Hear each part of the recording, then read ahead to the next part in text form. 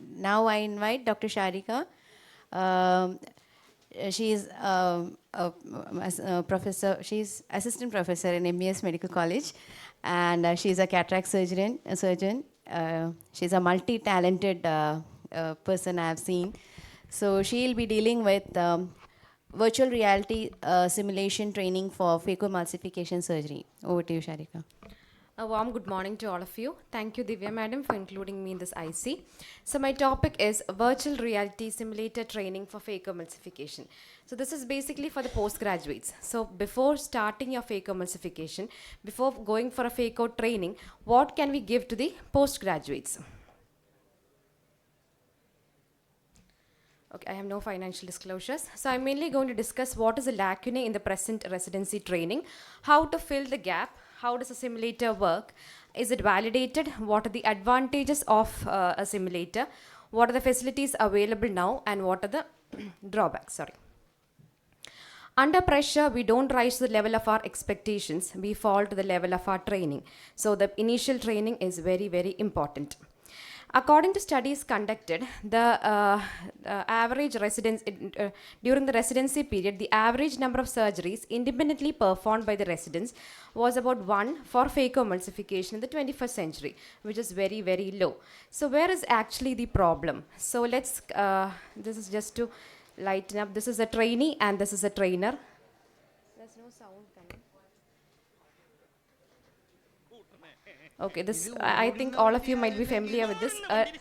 This is a trainee and this is a trainer. The trainer is tensed. The trainee is tense. The trainer is also tensed about the outcomes. There are too many trainees. The trainers are more worried about the patient outcomes. The patients are more demanding.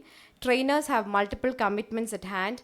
Trainees get caught up in a loop. That is, they have a complication. They are even more apprehensive to do the next surgery, and they again take longer surgical times. So they don't actually want to do the surgeries. And we trainers are also in the same loop. Okay, so how to overcome the problem? Mainly, we can have wet lab training, video assisted learning, and simulation based learning. So wet lab learning, we have started early itself in the goat's eye, doing rexes on polythene sheets, but the disadvantage is that we can do only limited number of steps, and the trainer has to be always present at that time. We have to constantly assess how the trainee is doing, and we cannot repeat many times. And now then came the developed simulator. It was just a computer to which the haptics were attached. Okay, it didn't simulate the OR setting actually. And this is what the initial simulator was. Then came the advanced simulators, that is the IC simulator, Help Me See simulator, and the Alcon Fidelis. They are now available at Aravind Eye Hospital, Madurai, LVPI Hyderabad, and Ajanta Pharma are also supporters for this. Alcon Fidelis is actually a portable simulator. The other two are also portable, but they are a bit hardy. So the validity of both these simulators, that is the Help Me See simulator and the IC simulator, were validated. So it was found that this is the intermediate group and this is the expert group. So the difference between the two were more profound in case of Help Me See simulator, which means it is much better in training the surgeons.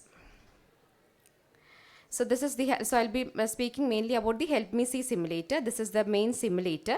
This is the part through which we can see the OT-like setting. These are the hand pieces which can be interchanged, and this is the monitor through which the trainer can assess how you are performing. So it's usually a 6-day session with at these centers. First, you have an ebook self-study for self-study. Then you have classroom sessions, lab activities, simulators, and debrief sessions in these 6 days. So this is the simulator. So it appears this. It's almost very close to the normal surgeries. All the steps can be done with the foot pedal. It gives you at what level you're doing, okay, at what level you're trenching. Everything can be seen. For a beginner, it's very, very useful. And you can overcome the fear of actually starting your first case. And all the steps can be done, and whatever steps you want, you can repeat them and do it till you get it right. And even coming to the complications, like if you have the tip is near the anterior capsule, it warns you that the it's close to the anterior capsule or it's close to the endothelium. So you can adjust your hand position, you can correct your hand position prior to starting your first case to avoid these complications. And then if the trench is too deep, how to go forward with that. So if a trainer is also present, you can again ask them how to do it, and they can refine each step till you get it right. So if you have all these complications, the machine gives you a beep sound and you have to stop. But you can again repeat that step. So in a study conducted to compare the 10 phacoemulsification surgeries with and without prior phaco training, it was found that with a prior phaco training, your complication rate was much reduced to the one without the simulator training. And now then there is the Alcon Fidelis, that is, this is a portable simulator. They are mainly providing it for CMEs, and it was available in the Drishti here also, and through this you can see the OT setting, and the hand pieces and all are same with the foot pedal. So simulator advantages are there are no collateral damage. You can repeat every step till you get it right, and there's a performance report at each step, like where you went wrong, how can you correct the step. So you can correct each step and do it again. And the trainees become more confident. It shortens the learning curve and decreases the trainer burden also. So another study which was conducted, like this was a set of postgraduates. They had 1 week residency training at Mumbai, and one group was not trained. They were trained in the parent hospital itself with wet lab, and they were again assessed for the 20 cases. And this is the control group, and this is the simulator group. The orange one is the control group, and the blue is the simulator group. So all the steps, the complications were much reduced. So why not include the simulator training in the postgraduate curriculum is our question. So the one disadvantage is the high cost. So the cost, like some societies can take it up, and we can provide these facilities to the postgraduates. So we should incorporate simulation training in our curriculum. So thank you. Thank you.